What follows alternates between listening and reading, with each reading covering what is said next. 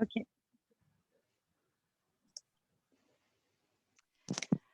Alors, bonjour à toutes et à tous. Je m'appelle Sylvia Poudou et je suis la coordinatrice de la COMECESA, de la Convention des maires au sein de l'AFD. Je suis à la division énergie de l'AFD. Donc, l'AFD, depuis 2019, est l'un des partenaires de mise en œuvre de la COMECESA. Et nous nous centrons sur l'appui à la préparation des projets d'infrastructures énergétiques et climatiques urbaines en Afrique subsaharienne. Donc, je vous donne aussi aujourd'hui la bienvenue. J'ai l'honneur de modérer cette session sur les genres et l'éclairage public. Donc, les sujets du genre est très important au sein de l'AFD.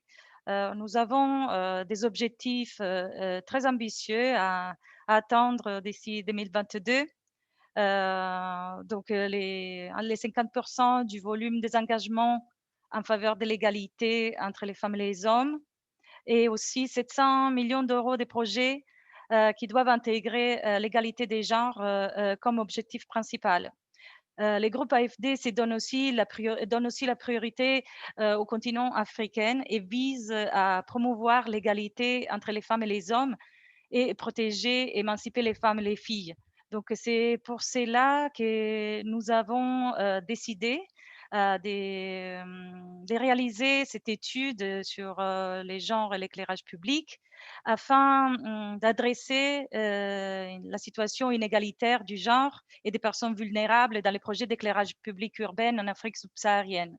Donc, l'objectif de cette étude est d'analyser dans quelle mesure les projets d'éclairage public pourraient réduire les sentiments d'insécurité à travers une meilleure prise en compte des besoins des femmes et des hommes dans la planification de l'espace public urbain, mais aussi d'analyser l'impact qu'un éclairage plus sensible au genre pourrait avoir sur l'utilisation de l'espace public ainsi que sur l'économie.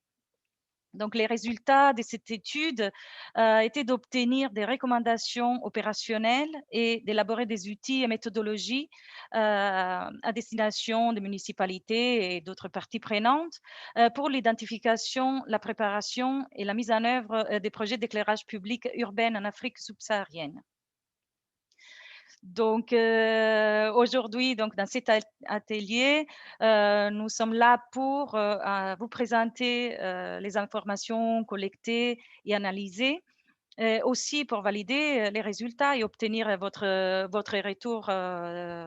retour aussi s'il y a des municipalités qui, par exemple, envisagent de mettre en œuvre des projets d'éclairage public prochainement. Et aussi, cet atelier est l'occasion de lancer les guides pratiques que nous avons développés dans le cadre de cette étude pour intégrer les genres dans les projets d'éclairage public urbain. Donc, vous verrez, il sera présenté plus tard dans les cours de ce webinaire. Voilà, j'ai le plaisir donc d'accueillir un panel de présentateurs de la société de consulting des Conolair qui a réalisé cette étude pour les comptes de l'AFD. Donc, nous avons ici donc Amandine Gall, qui est le chef d'équipe au sein des Conolair pour ces projets. Amandine est une experte en efficacité énergétique avec plus de 15 ans d'expérience dans les domaines de l'efficacité énergétique et de la conception et la gestion des projets et l'analyse énergétique. Elle a une maîtrise en génie civil avec spécialisation en ingénierie du bâtiment. Elle a aussi un baccalauréat en ingénierie industrielle avec spécialisation en procédés industriels thermiques énergétiques, ainsi qu'un diplôme universitaire en génie mécanique. Donc, nous avons ensuite Joël Matt, qui c'est l'expert genre au sein de l'équipe des Conolair. Joël est une consultante donc, en matière d'égalité des sexes et d'inclusion sociale dans le secteur des énergies propres et du climat, ainsi que chargée des projets. Et elle a 10 ans d'expérience professionnelle, dont 8 dans le secteur de l'énergie propre et l'atténuation du changement climatique. Je suis aussi heureuse d'avoir parmi les présentateurs les docteurs Salek Mouahe Ahmed Sherif, qui est directeur d'études de la programmation et de la coopération au sein de la région de Nouakchott. Dr Salek est titulaire d'un doctorat en géographie urbaine à l'Université de Tunis et un master en économie et développement international. Il travaille à la région de Nouakchott depuis 2008. Je voudrais aussi nommer ici les autres experts de l'équipe d'Econolaire qui ont permis de réaliser cette étude. Donc, Juliane Giolini, coordinatrice des projets, Alina Mayer, expert en genre, et enfin Maïton, expert en éclairage urbain. Je voudrais aussi nommer les autres partenaires qui ont contribué à la réalisation et au succès de cette étude, donc de la région de Nouakchott, la Kampala City Capital Authority et enfin l'équipe de l'AFD, tant au siège dans la division énergie et ville et dans les agences locales. Voilà une petite présentation de l'agenda. Donc, après ma présentation, je passerai la parole à Joël, qui présentera l'étude, les contextes et les diagnostics des villes, donc de Nouakchott et Kampala. Et ensuite, nous laisserons la parole à Dr Salek pour une intervention sur la ville, sur les projets d'éclairage public de la ville de Nouakchott. Et ensuite, Amandine reprendra la parole pour vous présenter les recommandations et les résultats et aussi pour présenter les guides pratiques que nous avons développés. Voilà, n'hésitez pas à poser vos questions dans les chats. Elles seront reprises à la fin et nous nous laisserons au moins un quart d'heure pour répondre à vos questions. Voilà, il ne me laisse que vous souhaiter un bon échange et je laisse la parole à Joël. Merci beaucoup, Sylvia. Bonjour à tous. C'est un plaisir d'être ici avec vous ce matin ou cet après-midi, selon où vous vous situez sur la planète. Donc, avant de commencer, j'aurais aimé définir quelques concepts clés pour analyser les questions d'égalité de genre et d'inclusion sociale dans le milieu urbain. Commençons par la question des rôles de genre. Donc, comme vous le savez, traditionnellement, certains rôles incombent aux femmes et d'autres aux hommes. Et les femmes ont ce qu'on appelle un triple rôle en société. Donc, elles ont un rôle, premièrement, qui est reproducteur, qui inclut toutes les responsabilités qui sont liées à la procréation, au travail domestique, aux soins aux membres de la famille. Elles ont un rôle qui est productif, donc lié au travail, et finalement un rôle de gestion communautaire, qui inclut le travail principalement lié à la provision de ressources collectives. Les hommes, de leur côté, ont un rôle qui est double, donc productif et politique. Et c'est important de comprendre ces rôles de genre car ils affectent comment les femmes et les hommes vont interagir avec l'espace urbain. Par exemple, ils vont affecter comment les hommes et les femmes se déplacent en ville. Alors que les hommes vont faire des plus grands trajets ininterrompus, souvent en voiture, les femmes font des trajets souvent à pied, en transport en commun, et entrecoupés par des commissions ou l'accompagnement de membres de la famille. Le deuxième concept qui est important de garder en tête, c'est l'écart de biens et de richesse entre les hommes et les femmes. Ce faisant, lorsqu'on fait référence à un terme tel que les propriétaires de véhicules motorisés, ce terme-là n'est pas neutre en termes de genre, puisque il y a plus de chances que dans le contexte d'Afrique subsaharienne, ce terme représente les hommes. Parce que, par exemple, au Ghana, une étude indiquait qu'il y avait un écart de 7 entre la possession de véhicules motorisés, entre les hommes et les femmes, à la faveur des hommes. Ensuite, la question du secteur informel est importante à considérer. Donc, selon la Banque mondiale, le secteur informel en Afrique subsaharienne représente 72 des emplois non agricoles, mais c'est 84 des femmes qui sont employées, qui travaillent dans le secteur informel. Donc, on peut vraiment parler d'une expérience féminine du secteur informel en Afrique subsaharienne. Le dernier concept qu'on voulait vous présenter, c'est l'intersectionnalité. Donc, l'intersectionnalité veut que les identités sociales et politiques incluent plusieurs caractéristiques, telles que le genre, mais aussi la caste, l'ethnicité, la religion, le statut socio-économique, l'orientation sexuelle. Et ces identités sociales s'entrecoupent et peuvent être à la fois valorisantes ou oppressantes. Ce faisant, une femme handicapée n'aura pas la même expérience urbaine qu'une femme d'affaires, bien que toutes les deux puissent être discriminées selon leur statut ou leur genre. Comprendre l'intersectionnalité est donc critique pour éviter de percevoir les femmes et les filles comme un groupe homogène. On peut passer à la prochaine. Donc, notre analyse nous a permis de constater que les villes d'Afrique subsaharienne font face à d'importants obstacles pour le déploiement de systèmes d'éclairage public. Et de fait, ces systèmes ne contribuent généralement pas à renforcer l'égalité de genre, et ça pour plusieurs raisons. Donc, premièrement, on a des villes qui sont en constante expansion, à la fois démographique et géographique. On a des municipalités qui sont sous-financées. Ensuite, la couverture du système d'éclairage public cible presque uniquement les grands axes routiers. Et ça se fait aux dépens des emplacements à faible circulation ou à l'usage des piétons seulement. Par exemple, les marchés publics, les places publiques, les secteurs résidentiels, les quartiers informels.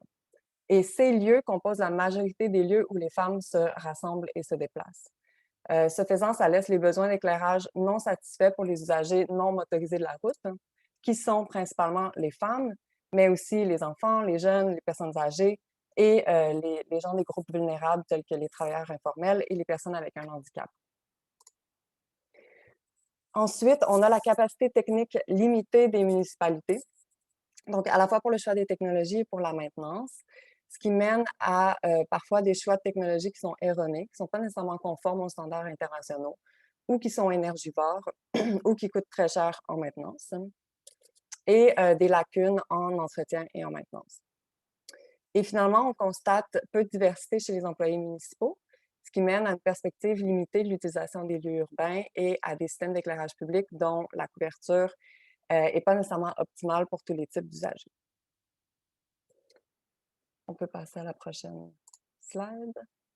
Très bien. Donc, une partie de notre consultation, c'était de mener des diagnostics détaillés de 2 projets d'éclairage public urbain en cours d'élaboration en Afrique subsaharienne.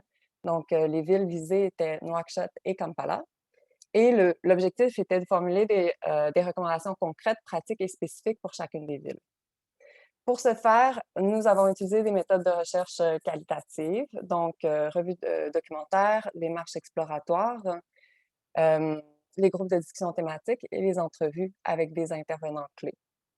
Et ces méthodes de recherche vont être davantage décrites dans la publication finale de la consultation. Et d'ailleurs, nous en recommandons l'utilisation aux municipalités pour mener des analyses comparatives entre les sexes afin d'informer le design des systèmes d'éclairage public. Donc ici, on a une courte description des 2 projets qui ont été soumis à l'étude. Donc le premier, c'est la Kampala City Lighting and Infrastructure Improvement Project, un projet qui s'échelonne de 2019 à 2025, financé par l'Agence française de développement. Et le résultat principal était le développement d'une master plan et d'une étude de faisabilité pour l'éclairage public dans la ville de Kampala, qui a été finalisée en mars 2020. Et le deuxième projet soumis à l'étude était l'appui à la région de Nouakchott pour un développement durable, résilient et équitable, ou le projet Arendre, un projet qui s'échelonne de 2020 à 2023, financé par l'Union européenne, suite d'un autre projet de l'Union européenne qui s'appelle le projet Aredoun et qui inclut une composante d'éclairage public. Donc, premièrement, de faire un diagnostic détaillé de la ville, ce qui était toujours inexistant à Nouakchott. Et deuxièmement, de faire l'installation luminaire solaire dans des quartiers périphériques qui sont encore à déterminer.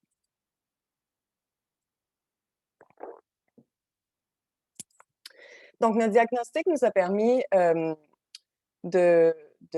d'analyser les conditions dans les villes et de développer des recommandations, ainsi que des systèmes de suivi et évaluation spécifiques aux 2 villes concernées. Donc, tout ça va être mieux documenté dans la publication. Ici, on a un petit aperçu des recommandations qui ont été faites pour Kampala. Donc, la première, c'était de concevoir un plan de maintenance clair pour les lampadaires installés.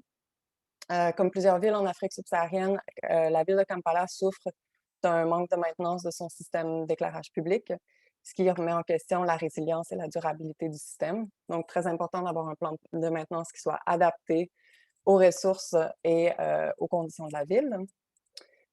Présenter des systèmes de suivi centraux pour les lampadaires, encore une fois pour garder en efficacité pour les opérations et la maintenance du système. Une participation citoyenne tout au long du projet. En amont, bien entendu, très important de faire participer les citoyens en amont pour contre-vérifier les aspects du design du projet avec eux et les inclure au moyen de campagnes de sensibilisation et de communication tout au long du projet afin qu'ils se sentent impliqués. Et ça aussi, ça a des impacts importants pour réduire le vandalisme, par exemple, sur les systèmes. Donc, c'est une bonne pratique à intégrer. Ensuite, une conception inclusive du système des lampadaires, donc d'intégrer les personnes vulnérables aussi dans la conception du projet.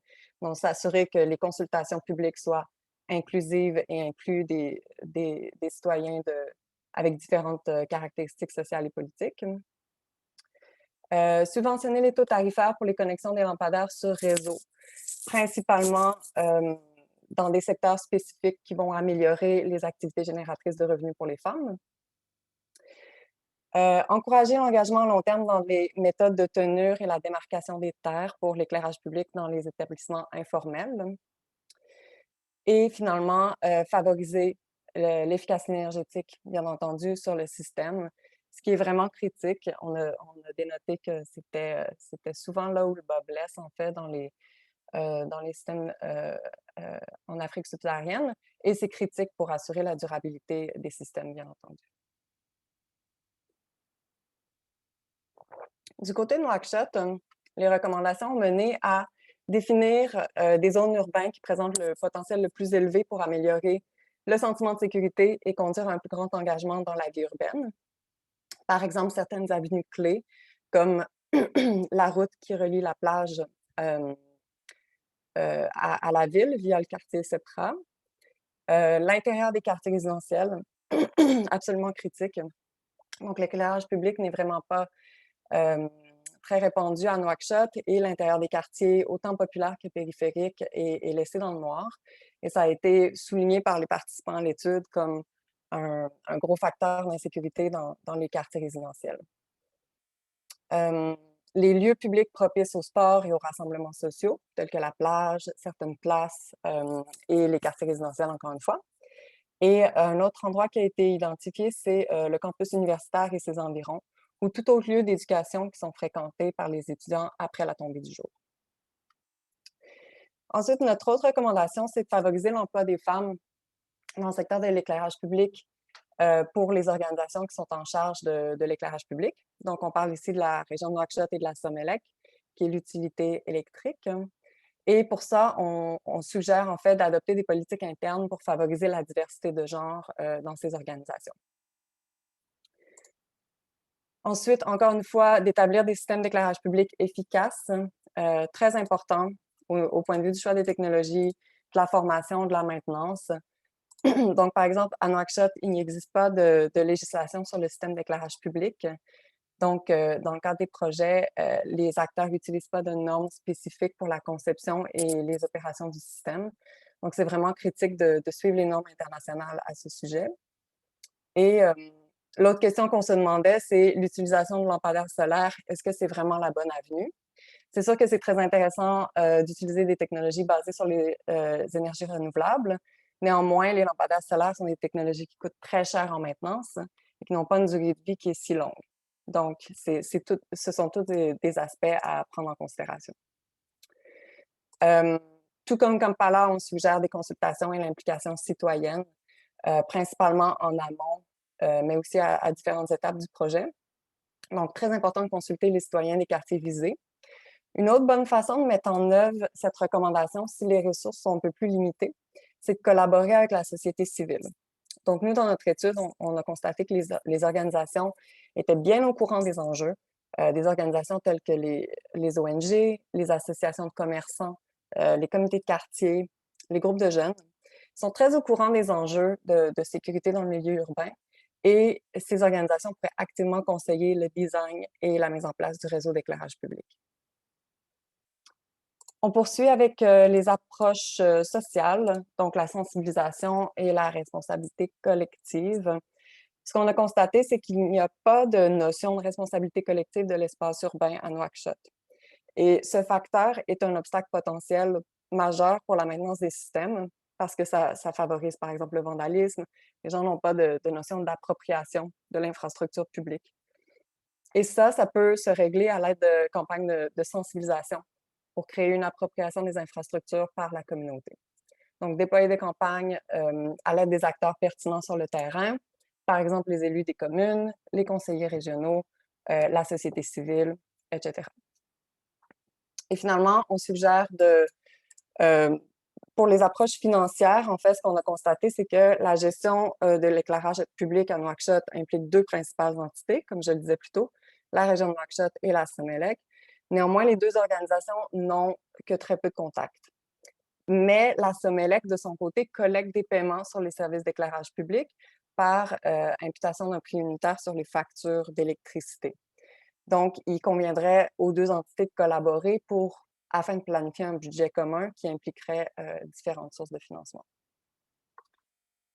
Voilà. Merci.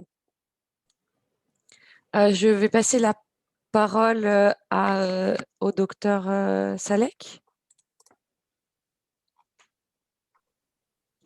Merci beaucoup. Merci pour la brillante présentation. Je suis très heureux vraiment de partager avec vous mon avis par rapport à cette question combien importante pour toutes les villes, plus particulièrement la ville de Nouakchott. Je voudrais d'abord commencer par trois remarques. La première remarque relative à la situation de l'éclairage public à la ville de Nouakchott.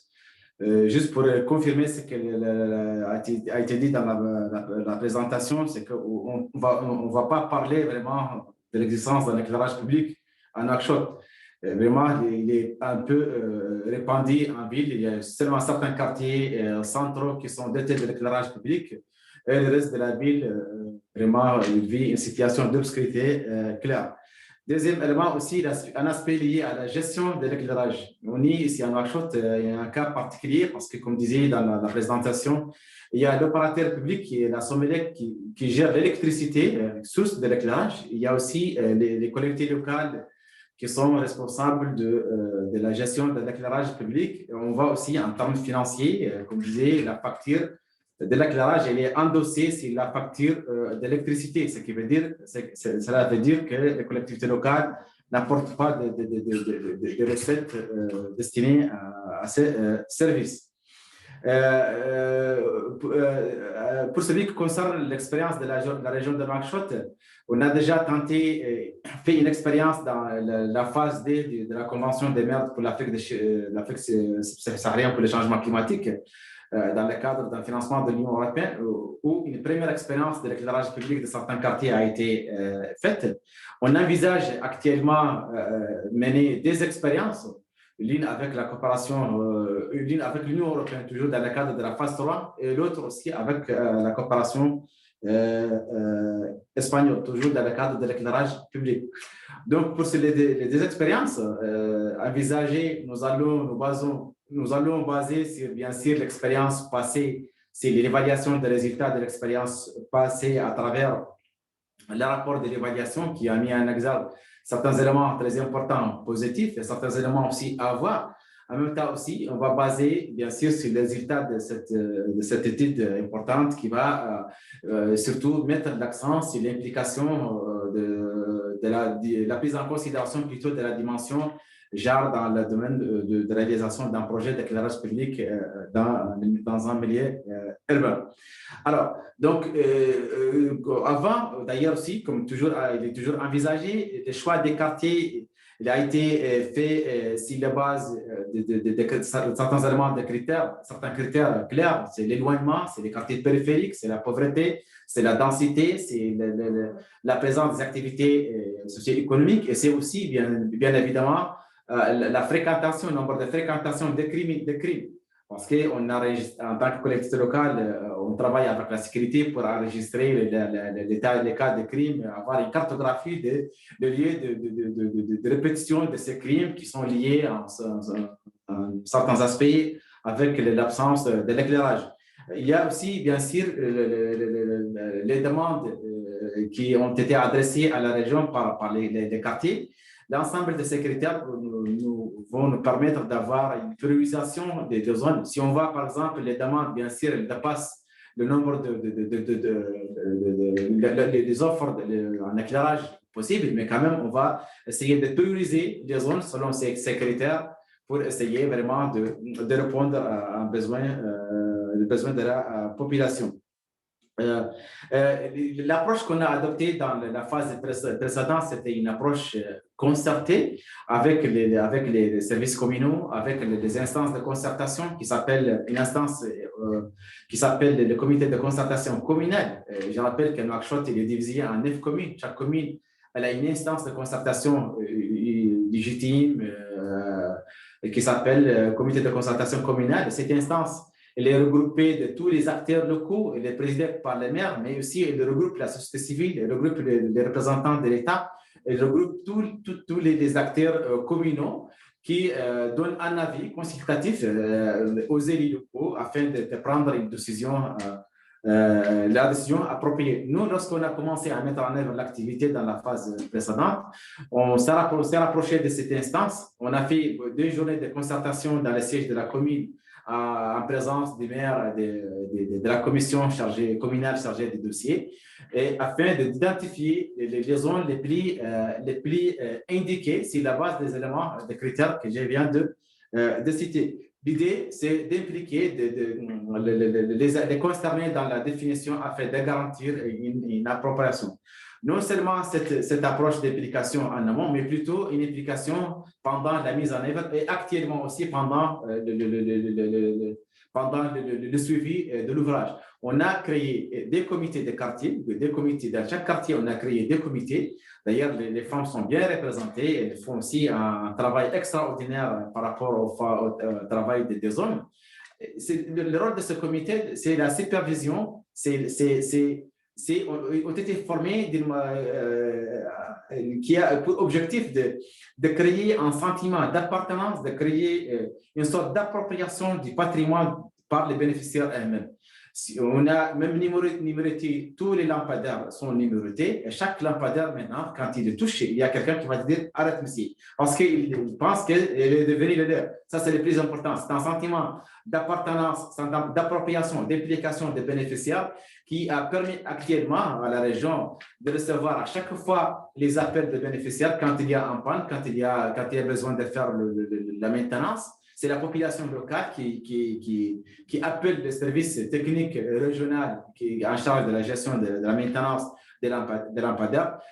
Tout ça a été fait avec une forte implication de la collectivité locale, plutôt des bénéficiaires locaux, et puis particulièrement les femmes, parce qu'on a constaté pendant les journées de concertation, pendant même la formation, que la femme, comme vous avez dit dans le rapport, les femmes sont les victimes de l'obscurité, sont les victimes de l'absence de l'éclairage public. Donc, ils sont beaucoup plus motivés, beaucoup plus, ils s'approprient beaucoup plus l'activité, surtout l'éclairage public, plus que les autres activités, parce qu'elles sont les plus bénéficiaires, les plus touchés de l'absence de l'éclairage.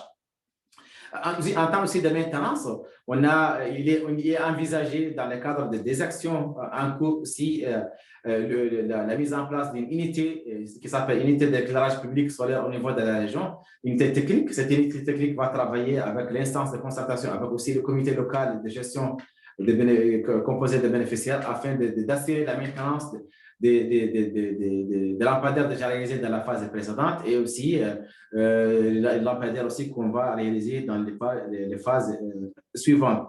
Bien sûr aussi, on pense à faire un système de gestion intelligent qui va réduire le coût de maintenance. Au lieu de l'équipe qui se déplace, il y a une possibilité de faire l'intervention à distance ou bien de faciliter réduire les coûts à travers ce système intelligent qu'on va l'exiger dans le cadre de la définition de design de spécifique technique des lampadaires envisagés à mettre en place. Il y a aussi une formation de nouveaux quartiers, de nouveaux comités qui vont être créés pour nouveaux quartiers bénéficiaires de cette éclairage. Peut-être pour résumer, dire qu'on a adopté cette approche de concertation qui a donné des résultats très importants. Jusqu'à maintenant, on va essayer d'approfondir les mêmes résultats dans le cadre des opérations envisagées. Bien évidemment, le rapport est riche de recommandations, surtout l'aspect lié à la dimension, l'introduction dans les dimensions genre qui a été plus ou moins occultée dans la phase précédente. C'est là, vraiment, on va profiter de ce rapport pour revoir les critères, revoir aussi, adopter, monter le projet selon le processus déjà clair dans le rapport qui va permettre, bien sûr, de consolider l'approche participative déjà engagée, en même temps aussi de l'améliorer avec l'introduction de ce volet, prise en considération du volet genre. Mais dans ce cadre aussi, je voudrais rappeler que la région de Nouakchott vraiment qu'il y a vraiment une remarque claire pour tout le monde, comme on est une région gérée par une dame. C'est la première fois qu'une dame arabe préside une capitale arabe dans le monde. D'ailleurs aussi, la présidente, elle est 20 ans maire d'une commune. Elle a une grande expérience, elle prend la dimension genre en considération. Elle a 5 vice-présidents, parmi les 5, il y a 3 femmes. Il y a aussi, moi, presque, je dis, la moitié du conseil régional est composé de femmes. Non seulement ça, aussi, le projet dans lequel s'inscrivent les activités, il est géré à 80% par des femmes. Vous êtes dans la séance précédente, vous étiez avec l'assistante technique du projet. Il y a aussi une coordonnatrice, il y a 2 animatrices. Je crois qu'il y a une omniprésence des femmes au sein de la communauté urbaine qui va renforcer davantage l'idée de la région de prendre en considération la dimension éclairage public dans l'élaboration de futurs projets envisagés. Pour ce qui concerne les commentaires par rapport au document, le document il est extrêmement important, il est bien, il répond au souhait de la région en termes de commentaire général. Tous les résultats des rapports sont conformes à la réalité parce que lorsqu'on a lu les rapports, c'est avéré vraiment que les résultats sont conformes à la réalité, qu'il n'y a pas vraiment ce qu'on attendait des rapports. Néanmoins, il y a juste un petit aspect qui devait être creusé davantage, particulièrement pour la société mauritanienne, qui est une société d'origine nomade, d'origine bédouin, où l'aspect socio-culturel prenne parfois, si par exemple on a parlé de l'université, aujourd'hui vous voyez les programmes de l'université, ils s'arrêtent obligatoirement à 18h. Mais pourquoi ils s'arrêtent obligatoirement à 18h? Parce que on sait à partir de 18h on rentre c'est la nuit, donc la majorité des étudiantes ne vont pas venir au cours la nuit, il n'y a pas d'éclairage, même si quand il y a l'éclairage aussi, socio-culturellement, ici, il y a les femmes qui ne doivent pas sortir l'après-midi. Voilà, je crois que l'aspect socio-culturel pour la société mauritanienne doit être aussi présente. On voit aussi, par exemple, dans certaines zones qui revendiquent, qui sait très bien que le manque de l'éclairage c'est une cause de la criminalité, ça il le sait très bien, c'est une cause de l'insécurité, mais ils ne veulent pas avoir l'éclairage. Pourquoi? Parce qu'ils ont de l'autre côté un aspect culturel où le nomade n'a pas l'habitude d'avoir l'éclairage dans les campagnes, dans les brouses pendant la nuit. Mais lui, il est venu en ville avec cette aptitude, mais pour lui, quand il voit un poteau d'éclairage devant sa maison le soir, il va penser que ce poteau va lui amener les insectes, il va chauffer le climat, d'ailleurs qui est chauffé pendant la nuit. Moi, par exemple, je parle de mon cas, devant moi, il y a un parc public, j'ai mis un poteau d'éclairage, mais j'ai mis le contact dans la maison. Parce que c'est convenu, nous tous les voisins, que je l'allume à partir de 22h, quand tout le monde est rentré dans les maisons. Parce que si je l'allume le matin, à partir de 18h jusqu'à 22h, les gens se promènent devant les maisons, dans les rues, dans les classes. Donc, il va avoir la lumière, vont être dérangés. Je crois que l'aspect socio-culturel aussi, c'est un aspect très important à creuser, mais à part ça aussi… Merci, Dr Salek. Merci beaucoup. Donc, à part ça aussi, je crois que les résultats sont très concluants, vont servir un redressement de l'approche qui a été envisagée par la région, surtout en impliquant l'aspect genre de la future. J'espère que ce n'était pas très bon. Merci beaucoup, Dr. Salek. C'est très intéressant tout ça. J'espère que nous aurons aussi le temps dans les questions-réponses de vous faire reparler. Là, je laisse Amandine prendre la parole pour nous présenter les résultats et les recommandations de l'étude.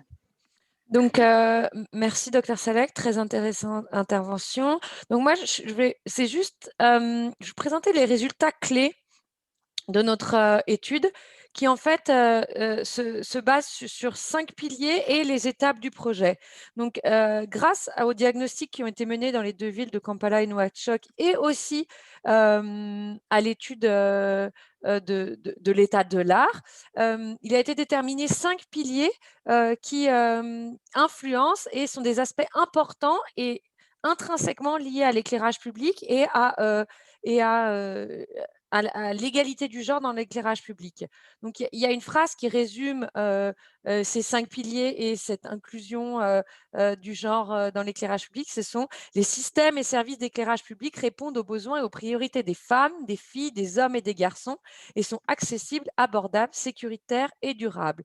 Tous ces aspects sont pris en compte dans ces piliers.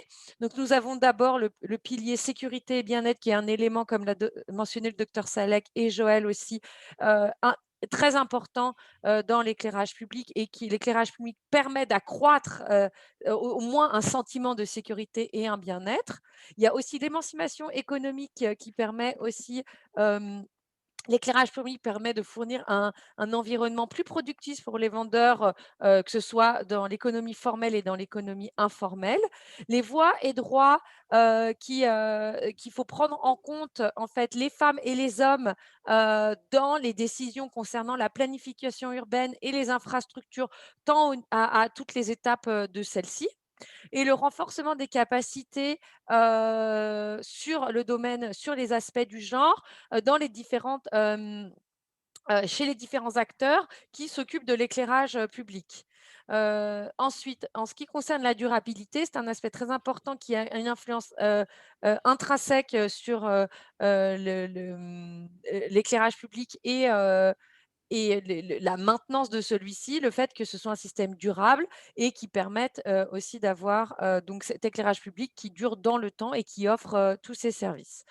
Donc, en remettant en place, en intégrant ces piliers dans les étapes principales d'un projet d'éclairage public que vous pouvez voir ici et que je suis sûre que vous connaissez tous, nous avons établi des recommandations qui sont détaillées dans le guide et sur lesquelles je vais passer rapidement sur les principales. Donc, nous avons établi des recommandations sur chaque étape. Donc, par exemple, sur la préparation de projet, une activité qui est inclure les parties prenantes pertinentes. Donc, c'est inclure toutes les parties prenantes qui sont dans l'éclairage public à cet aspect de la préparation du projet et les sensibiliser aux aspects de l'égalité de genre et de l'inclusion sociale, mais aussi de l'efficacité énergétique ensemble dès le début du projet, afin que ces personnes aient toujours dans la tête ces 2 aspects très cruciaux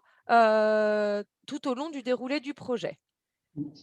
Dans ce qui concerne la planification et le design, Joël l'a mentionné comme 2 recommandations principales que nous avons faites tant pour le diagnostic de Kampala que pour le diagnostic de Nouakchott, qui est de mettre en place un processus de consultation des parties prenantes qui est inclusif et équilibré entre les sexes.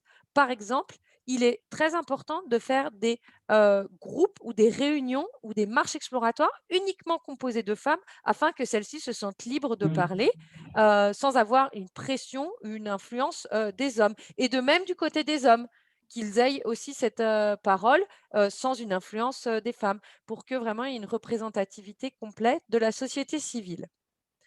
Quand on parle de procédure de passation de marché, il faut inclure les aspects genre et d'inclusion sociale et d'efficacité énergétique directement dans la passation de marché pour le mesurage et vérification, ou on peut appeler ça aussi, et aussi dans les étapes de suivi et évaluation, afin que ces aspects soient considérés par les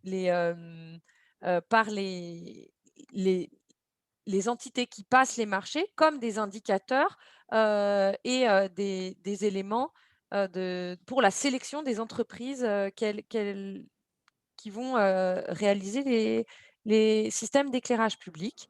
Et pour la maintenance, il est important de s'assurer que les capacités locales et techniques en maintenance soient continues dans le temps et s'assurer que les hommes et les femmes aient un accès juste et équitable à des programmes de renforcement de capacité et donc de formation et aussi aux opportunités de création d'emplois qui sont liées à l'éclairage public, à l'opération et la maintenance. Juste un petit aparté sur le suivi et l'évaluation. Il est de bonnes pratiques et il est exigé en général par les banques de développement et les agences de développement d'établir un programme de suivi, un plan de suivi et évaluation du projet depuis le départ du projet, donc depuis le design, la préparation, où on établit la base, la ligne de base des données. Et ensuite, avec des indicateurs clairs et précis qui sont ensuite vérifiés à la fin du projet de l'installation et pour certains à des fréquences établies qui peuvent être annuellement ou tous les 6 mois pour les comparer à la fin à la référence initiale afin de voir l'évolution et de définir si le projet a été bien mené et qui répond aux objectifs établis initialement. Donc, toutes les méthodes, les méthodologies, les recommandations, les aspects de suivi et évaluation sont inclus dans cette publication qui est un guide pratique générique qui reprend les recommandations qui reprend les exemples de Kampala et Nouakchott, mais qui a un aspect générique qui est applicable à tout projet d'éclairage public, en Afrique subsaharienne. Sylvia? Merci, merci Amandine. Donc, vous aurez la publication, donc vous pouvez la télécharger. Je pense que sur la chat, elle sera aussi partagée. Je propose, il nous reste un peu plus que 15 minutes et nous pouvons ouvrir notre question-réponse, notre table ronde. Donc, alors, je regarde ici sur la chat. Il y a des questions déjà.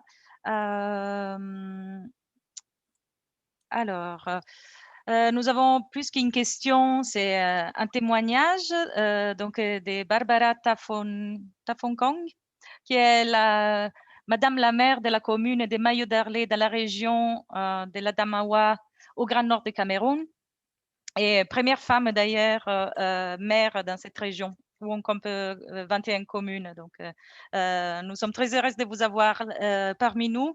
Et bon, les problèmes criards qu'elle nous expose, c'est les manques d'énergie,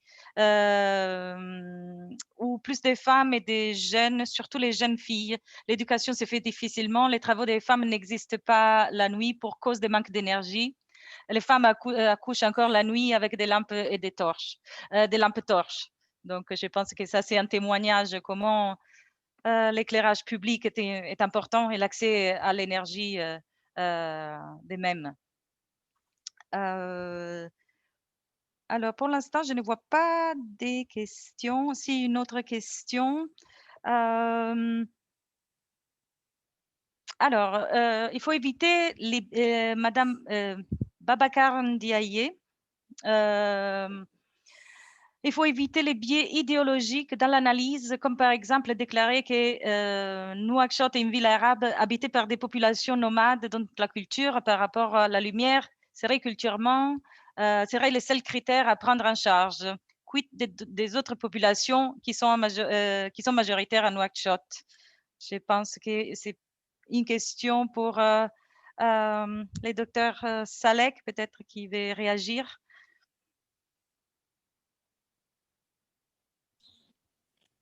Oui, oui, effectivement, ce que j'ai évoqué, c'est par rapport par rapport à cette question de culture, c'est juste de prendre toutes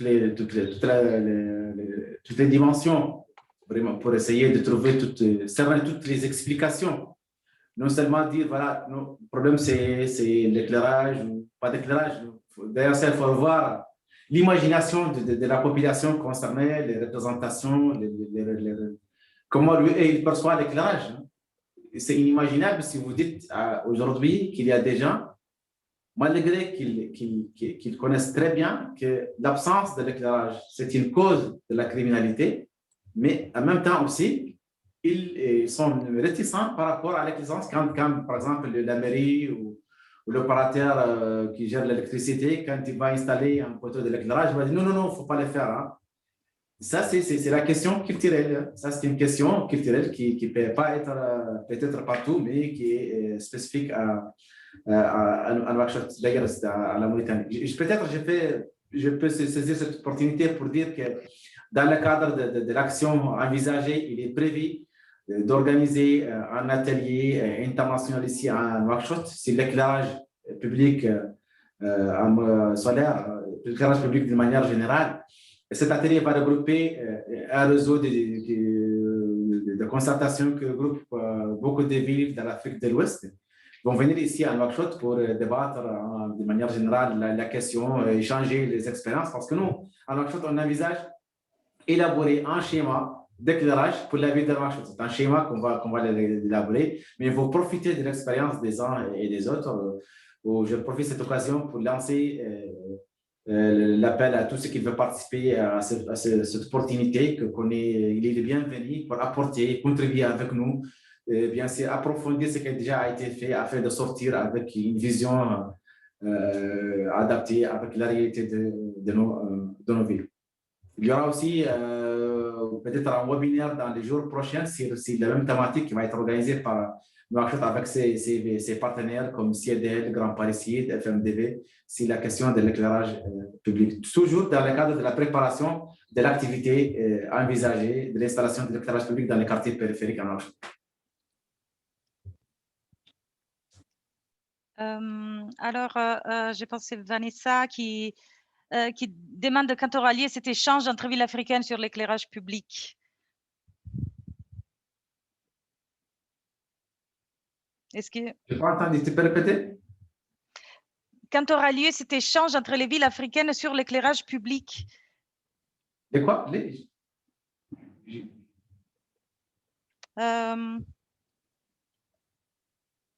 Alors là, je pense que c'est Vanessa.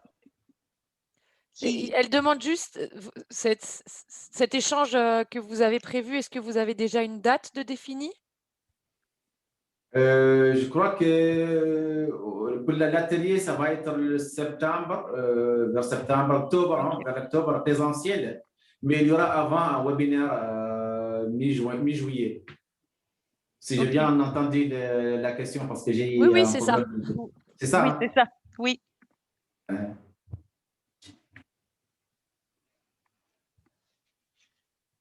Alors, est-ce qu'il y a d'autres réactions? On demande comment faire pour y participer, Dr Salek.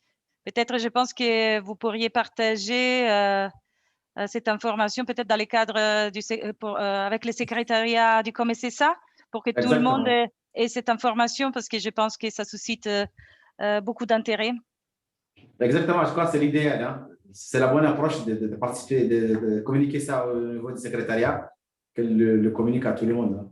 Voilà, le secrétariat du COMESESA prendra bien note et en fera partie les participants. Voilà. Voilà, est-ce qu'il y a d'autres réactions à cette présentation? Est-ce que l'éclairage public sensible au genre, est-ce qu'il y a des mairies qui s'approchent à mettre en œuvre des projets d'éclairage public? Est-ce qu'il y a d'autres partenaires qui ont des questions? C'est bien de profiter de l'opportunité d'avoir les experts qui ont travaillé quand même pendant 10 mois sur cette étude qui est un petit peu un premier qui s'est fait. Donc, n'hésitez pas à poser vos questions.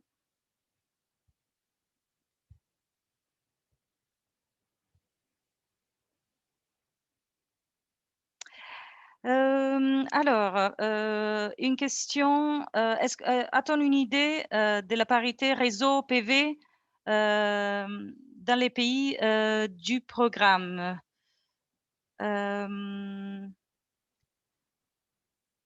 Donc, on se réfère aux des études des cas? Ouais. C'est exactement ce que Joël en a parlé. C'est cette histoire d'éclairage solaire. Il est très dépendant du pays, des envies. Et il y a vraiment, c'est une bonne solution où il n'y a pas de réseau électrique, mais on recommande vraiment d'utiliser le réseau électrique. On parle de milieux urbains qui en général ont un réseau électrique. On recommande vraiment de mettre de l'éclairage public lié au réseau, car vraiment le système solaire d'une coûte très cher à l'achat et à une maintenance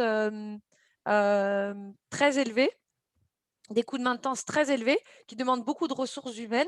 Les technologies sont plus appropriées pour ce qu'on appelle hors réseau, pour des endroits où il n'y a pas de réseau. Donc, c'est vraiment quelque chose. Au niveau de la parité, dans des pays comme par exemple le Maroc, donc c'est pas en Afrique subsaharienne, mais au Maroc, je sais qu'il n'y a pas ou très très peu d'éclairage public solaire. Je ne sais pas si, Julia, est-ce que tu aurais une idée pour le Ghana, par exemple?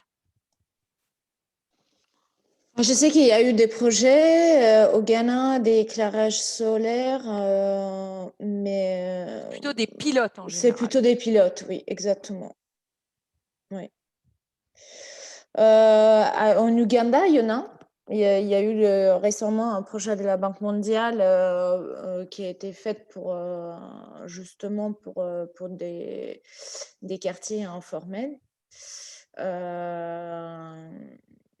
Mais ils sont en train de faire l'évaluation parce que, voilà, comment il n'y a pas une formation des techniciens sur la maintenance des systèmes solaires, c'est très compliqué de maintenir correctement en place les systèmes d'éclairage. Et donc, si c'est prévu en une installation photovoltaïque, il faut prévoir une formation à côté des techniciens sur la durée et donc créer aussi du travail. Merci. Bon, en tout cas, bon, je ne suis pas spécialiste, mais quand même, selon ce que j'ai comme information, c'est bien sûr, tout le monde est d'accord que l'éclairage public solaire il est très coûteux en termes de maintenance, en termes de coûts de charge, de remplacement, de changement de batterie, aussi les effets de batterie sur l'environnement. Il y a beaucoup de points à poser sur l'éclairage public solaire, mais quand même, il reste encore justifié dans les quartiers périphériques éloignés où il n'y a pas une possibilité qu'elle soit raccordée au réseau d'électricité d'ici 10 ans, 15 ans, comme on fait ici à Nouakchott. Parce que nous, c'est de la base de cette discussion, on a opté pour une approche qui peut combiner les deux. On fait d'abord des lampadaires, mais qui peuvent être transformés une fois le réseau est rapproché directement, basculer sur le réseau d'électricité, surtout avec le système LED. L'idée, c'est ça. Hein. Sylvia, il y a une question Oui, très intéressante que Joël pourrait... Oui, c'est ça. Donc, je pense que tu te réfères à la question d'Ariane, hein? C'est ça, Ariane Roseau ou la Vanessa? Je ne la vois pas. Oui, en tout cas. Alors, il y a des questions qui sont les deux intéressantes. Donc, un, c'est pour Joël. Est-il possible de détailler un peu comme les critères clés qu'elle a détaillés jouent ensuite sur les types et dimensionnements de l'éclairage public? Par exemple, elle nous a dit que les parcours des femmes étaient plus courts et interrompus. Cela correspond à quel type d'équipement d'éclairage public? Oui, merci beaucoup, Ariane, pour cette question. C'est très pertinent, enfin, en fait, de développer un peu là-dessus. Donc, comme on le mentionnait, dans les villes d'Afrique subsaharienne, c'est principalement les grands axes routiers qui sont ciblés par l'éclairage public. Et ceci ne correspond pas aux besoins en éclairage des femmes. Donc, quand on dit que les femmes utilisent davantage les transports en commun, utilisent davantage, elles marchent davantage. Donc, elles ne vont pas nécessairement transiter via les grands axes routiers.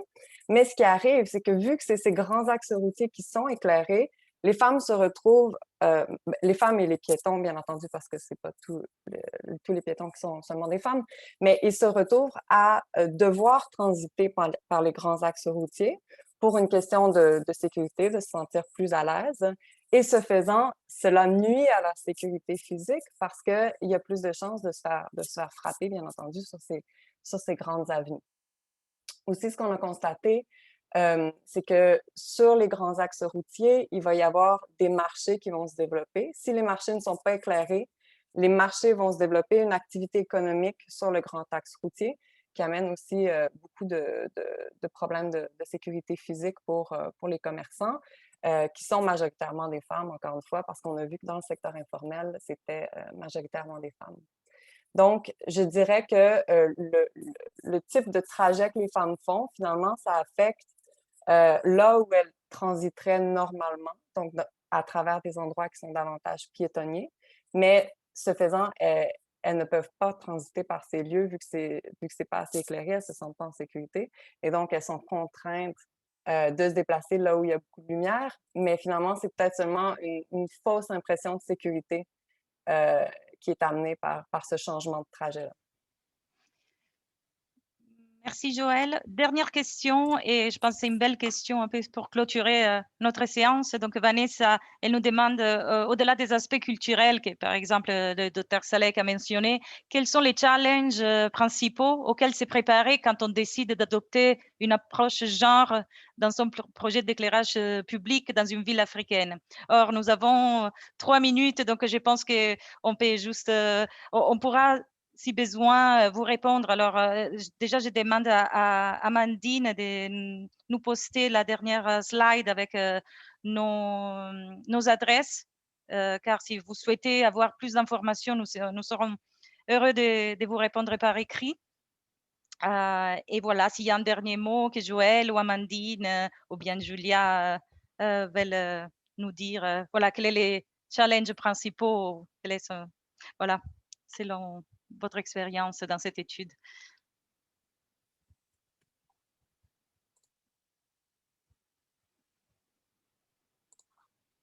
Bon, oui, je dirais en fait qu'ils sont, les challenges sont nombreux. C'est ça qu'on a constaté dans l'étude. Donc, l'éclairage public étant un domaine foncièrement technique, c'est très contre-intuitif d'intégrer les considérations sociales et d'égalité de genre dans de tels projets. Et on voit ça dans tous les projets qui sont liés à l'énergie durable, en fait. C'est tout récemment que la communauté internationale a commencé à intégrer les aspects de genre et les aspects sociaux dans des domaines foncièrement techniques. Donc, il y a beaucoup de sensibilisation à faire, beaucoup de changements de mentalité. Donc, je pense qu'un webinaire comme ceci, la publication que l'AFD a publiée sur l'étude, c'est vraiment un bon point de départ. Donc, je pense que vraiment de faire en sorte que plus d'informations soient accessibles, d'informations simples et adaptées aux régions, je pense que c'est vraiment le meilleur des points de départ pour sensibiliser à la question. Et après, après, il faut faire face aux challenges plus techniques, les challenges plus financiers. On sait tous que les ressources sont limitées. Mais néanmoins, je crois que cette consultation et le résultat de l'étude sont vraiment un pas dans la bonne direction. Je souhaite juste rajouter quelque chose de très important. Le genre et l'efficacité énergétique dans ce cas-là sont intrinsèquement liés et doivent être abordés dès le début du projet, c'est-à-dire dès la préparation du projet, dès les premiers instants où l'on pense le projet. Si l'on intègre à ce moment-là les aspects de genre, d'inclusion sociale, les aspects d'efficacité énergétique, les coûts liés à ces aspects-là seront très, très faibles par rapport à si on les inclut pendant le design, même pendant le design, juste après, l'étape d'après. Donc vraiment, de les inclure et de sensibiliser les gens depuis le départ va permettre une réduction de coûts liés à ces aspects-là. Oui, et je me permets d'ajouter de considérer l'aspect du genre, surtout du point de vue de l'égalité des femmes, des filles aussi, pas que dans le point de vue, du point de vue des utilisateurs, mais aussi en considérant les femmes comme acteurs de tout projet d'efficacité énergétique. Très bien, et je vous remercie beaucoup. Je pense que donc cette guide pratique vous aidera déjà à rentrer dans ces questions et j'espère qu'elle pourra répondre un petit peu à vos questions. Et dans tous les cas, donc je voudrais remercier l'équipe d'Econolaire, les Dr Salek, la région de Nouakchott, mais aussi Kampala, aussi la Kampala City Authority et aussi le secrétariat du COMESESA qui nous a permis de présenter cette étude. Et ben, je vous souhaite à tout le monde une belle après-midi et vous avez nos emails et vous pourrez nous contacter si vous souhaitez en savoir plus. J'ai vu qu'il y a d'autres questions. On vous répondra par écrit à travers les secrétariats. Et voilà, nous avons terminé notre temps et je vous remercie beaucoup pour cette belle discussion et échange. Merci beaucoup, Sylvia. Merci à tous. Merci à Merci. tous. Au revoir. Merci. Au revoir. Merci beaucoup.